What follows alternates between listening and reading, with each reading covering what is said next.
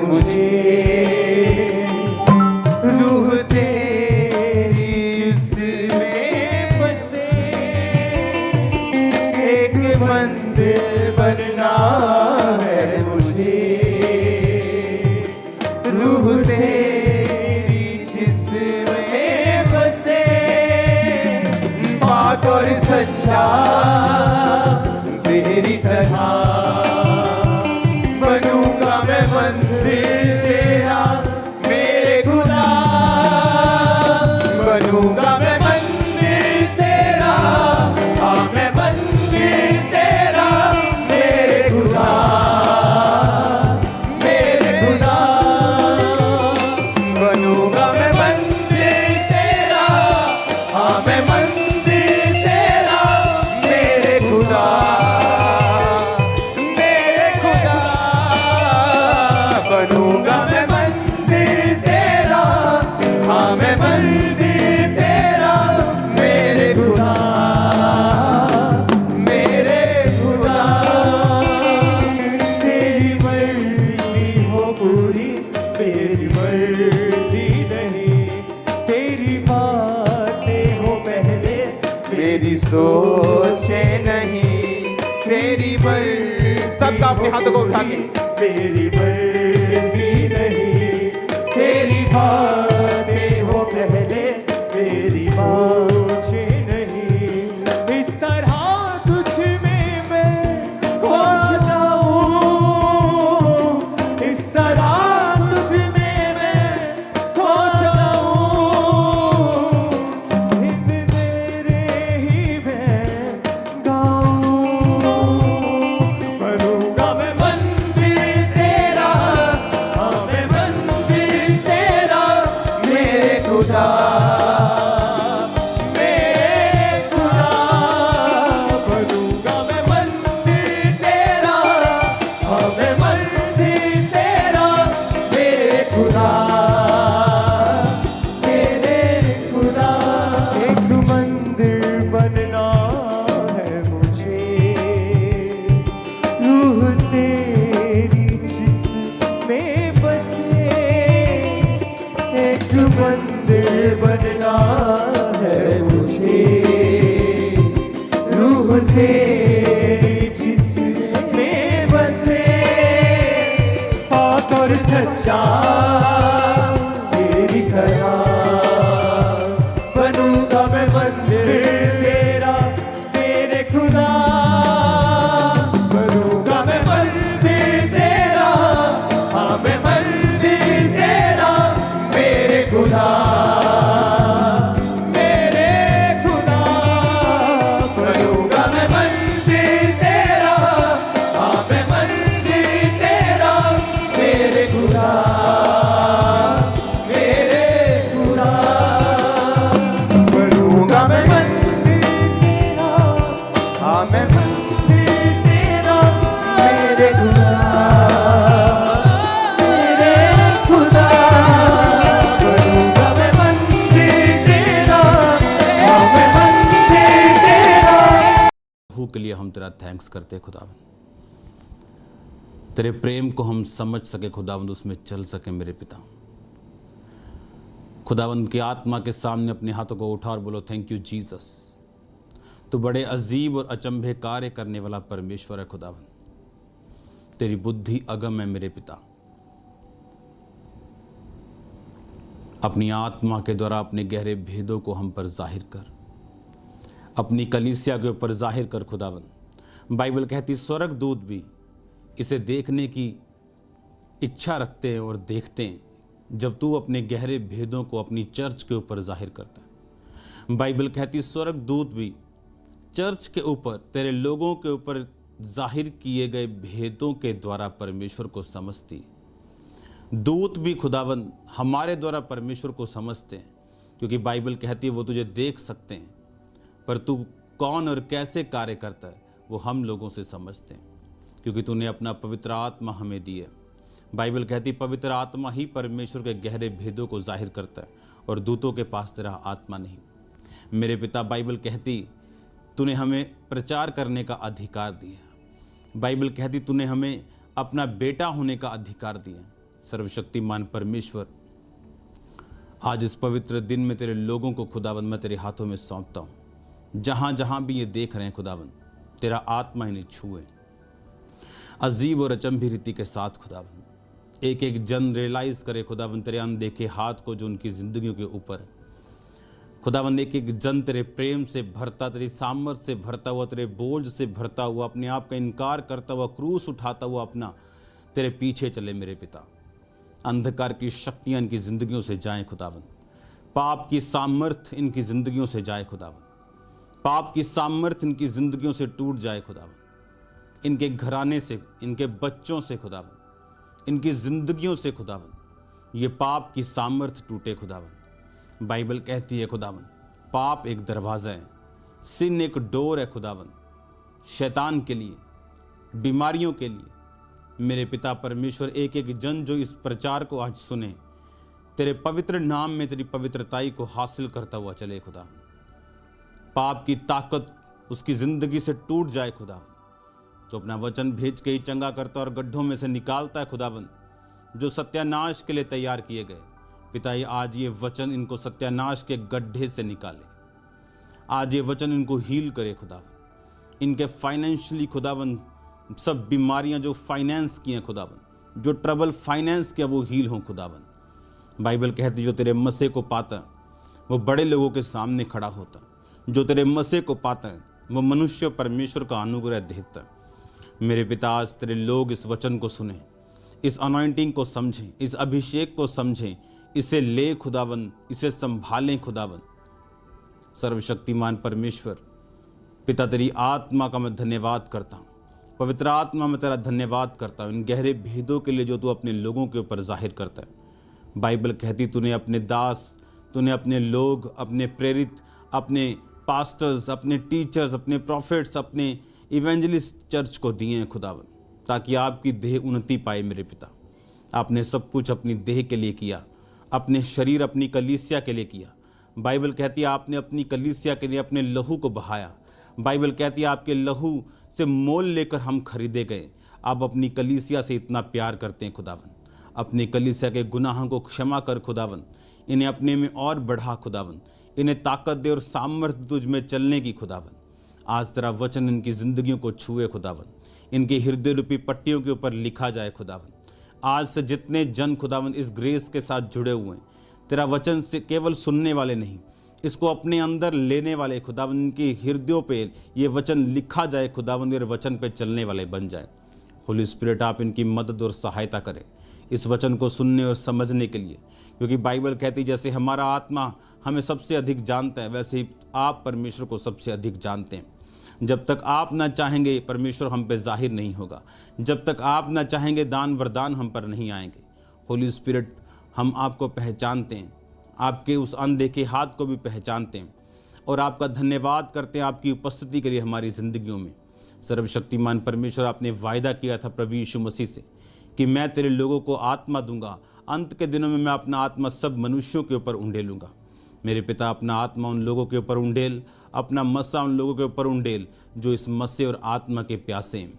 इसीलिए बाइबल कहती है आपने उस अपने भवन में कहा था जो कोई प्यासा हो मेरे पास आके पिए, मैं उसकी प्यास को भी बुझाऊंगा, लेकिन उसके अंदर से जीवन जल की नदियां बहेंगी। मेरे पिता, हम जानते वो जीवन जल की नदियां तो पवित्र आत्मा के विषय में कहता था, जो अब तक उतरा नहीं था। मेरे पिता, अब वो उतर चुका, अब वो जीवन जल की नदियां इन लोगों में से बहें, वो आत्मा इन लोगों के अंदर जाए खुदावन। हर तरह का पाप, डिस्ट्रैक्शन खुदावन इनकी ज़िंदगियों से ख़त्म हो, ये धर्मी जीवन जिए खुदावन। चाहे सताव होने के बावजूद भी ये तेरे साथ वफादार बने रहें खुदावन। तेरा प्रेम, तेरी सामर्थ, तेरा बड़ा हाथ खुदावन, तेरा चमत्कारिक हाथ भी इनकी ज़िंदगियों के ऊपर बना रहे खुदावन। धन्यवाद करते मेरे पिता परमेश्वर, रिठाई के पाप खुदावन ज़िंदगियों से ख़त्म हो जाएं खुदावन, गुप्त पाप ज़िंदगियों से ख़त्म हो जाएं खुदावन। तेरे जीवित नाम में ये आशीषित हों खुदावन, तेरे जीवित नाम में ये आशीष पाएं। प्रभु यीशु मसीह के सामर्थी नाम में हम मांगते हैं, आमीन आमीन। स्वागत है परमेश्वर की हुजूरी में, आप ब्लेस हो यीशु मसीह के नाम में। आज एक इंसिडेंट मैं आपको बताना चाहता हूँ। परमेश्वर आपसे प्यार करता है, वो इतना वो बहुत से लोग सोच रहे हैं, बहुत से लोग पूछते हैं कि अगर परमेश्वर कलीसिया से प्यार करता है तो अपनी चर्च को उसने बंद क्यों किया? क्या ये पास्टर्स के ऊपर, क्या ये कलीसिया के ऊपर परमेश्वर का न्याय है? इस क्वेश्चन का मैं तब तक आंसर नहीं देना चाहता जब तक परमेश्वर मुझसे बात नहीं करते कंप्लीट डायरेक्ट। आज जब मैं चर्च में आ रहा था और जैसे ही मैं चर्च में मैंने एंटर किया तो मैं अपने ध्यान में था, लेकिन जो चर्च का पोर्च है मैंने वहाँ प्रभु यीशु मसीह को खड़े हुए देखा और मैं हैरान था। और परमेश्वर का मुंह जो था वो सामने की सड़क की ओर था और जैसे वो ऐसे खड़े थे जैसे उनके बाप का घर हो। तो मैं बड़ा हैरान हुआ यीशु मसीह को चर्च में देख के। आज की बात कर रहा हूँ, अभी 15 मिनट पहले की। और मैं प्रभु यीशु मसीह से पूछ रहा हूँ कि परमेश्वर, आप भवन में क्या कर रहे हो? और परमेश्वर इस तरह से खड़े थे जैसे वो खुश नहीं है कि भवन में हर जगह लोग नहीं जा रहे। तो मैंने परमेश्वर से पूछा, परमेश्वर आपके चेहरे से ऐसा लग रहा है कि चर्च भवन में लोग नहीं आ रहे, आप खुश इतना नहीं। तो परमेश्वर ने मुझे बताया, एक चीज मैं आपको बताना चाहता हूं, जो कुछ भी परमेश्वर धरती पे करता है कुछ अचीव करने के लिए, ऐसी चीज को करने के लिए जिससे लोग ये समझ सके कि मनुष्यों में यहोवा ही प्रभुता करता है। बहुत से लोग ये सोच रहे थे, ओ पास्टर्स में ये विश्वासियों के पाप हैं, वो 101% रोंग है लोग। बाइबल कहती आज देखो, ये मेरे वचन का टॉपिक नहीं है आज, लेकिन आज मैं आपको बता रहा हूं जो मैंने आज परमेश्वर ने मुझसे बात की।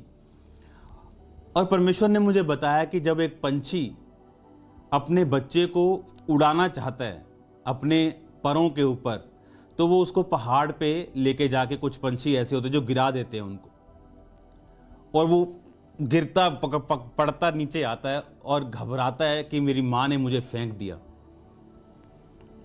और आपको क्या लगता है, जब वो घबराता है, जब वो रोता है, जब वो चिल्लाता है, तो उसकी माँ को सुख नहीं होता बल्कि वो दुखी होती। लेकिन वो एक बात जानती है, अगर ये इस ट्रेनिंग से नहीं निकलेगा तो ये अपने पांव पर कभी भी खड़ा नहीं हो पाएगा, ये अपने पैरों के सहारे कभी नहीं होगा, खुद कभी शिकार नहीं कर पाएगा।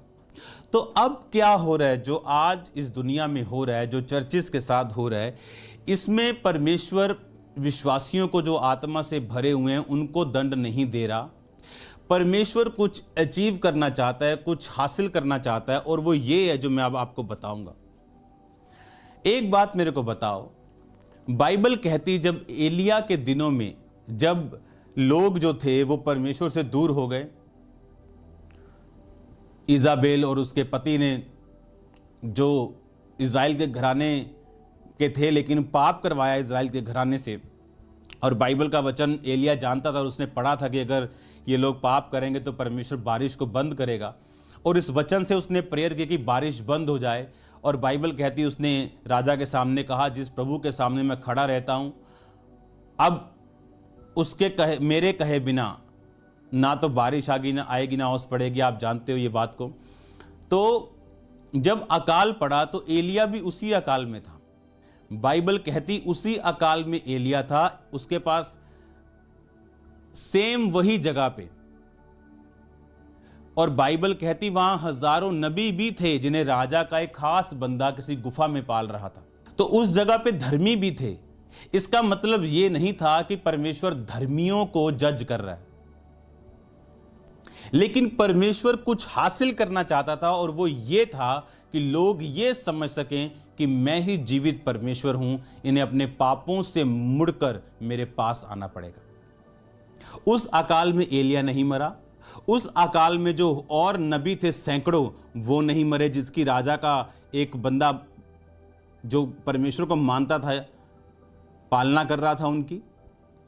इस अकाल में परमेश्वर क्या साबित करना चाहता है? देश जो बड़े सुपर पावर थे घुटनों पे आ गए, जो बोलते थे अच्छा तेरे पास 3 टन की परमाणु है, मेरे पास 6 टन की। अच्छा तेरे पास 6 टन की है, मेरे पास हाइड्रोजन बम है। अच्छा तेरे पास छोटा हाइड्रोजन है, मेरे पास बड़ा हाइड्रोजन। और एक अनदेखे एनिमी ने अब उनके घुटने लगवा दिए। किसी ने सोचा है कि जुकाम और बुखार जो है देश बंद कर सकता है।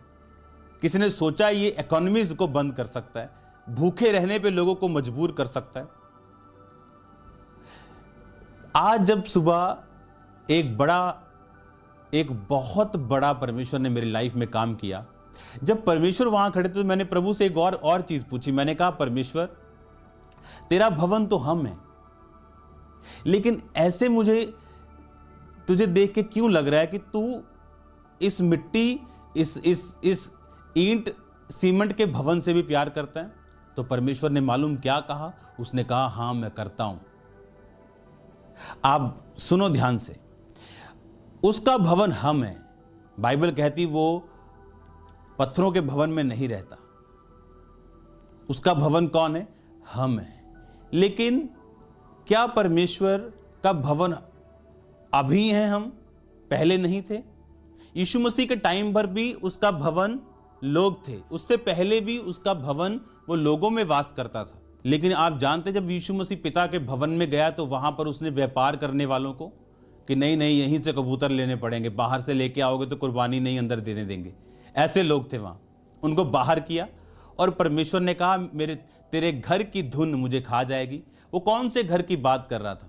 क्या वो शरीर की किसी की बात कर रहा था या वो भवन की बात कर रहा था? तो ये बात दिमाग से निकाल दो कि परमेश्वर इन सीमेंट और इन भवनों से इन प्यार नहीं करता। नो, वो प्यार करता है, मैं आपको बता सकता हूं। उसके भवन हम हैं, लेकिन जहां पर हम परमेश्वर की इबादत करते हैं, जो परमेश्वर की चर्चेस हैं, वो उनसे भी प्यार करता है, याद रखना। और जब आज मैं परमेश्वर को देख रहा हूं और परमेश्वर बिल्कुल ऐसे टेंशन खड़े और सामने की ओर देख रहे हैं, और उनके फेस को जब मैं देख रहा हूं तो होली स्पिरिट मुझे परमेश्वर की गहरी बातों को बता रहा है, और मैं प्रभु से सवाल पूछ रहा हूं और सवालों के जवाब ले रहा हूं। क्या जबरदस्त दिन आज चढ़ा है परमेश्वर के नाम में, और यीशु मसीह के नाम में मैं ये विश्वास करता हूं कि परमेश्वर इस वचन को सुनते सुनते आपको होली स्पिरिट से भरपूर करेगा, आपको ताकत देगा, आपको सामर्थ्य देगा, अभिषेक देगा, और उसका आत्मा आप पे उतरेगा यीशु मसीह के नाम में, और परिवर्तित होंगे। हर डर आपकी जिंदगी से खत्म होगा, बीमारियां खत्म होंगी, और परमेश्वर का जलवा यीशु मसीह के नाम में आप देखने वाले हैं। हालेलुया।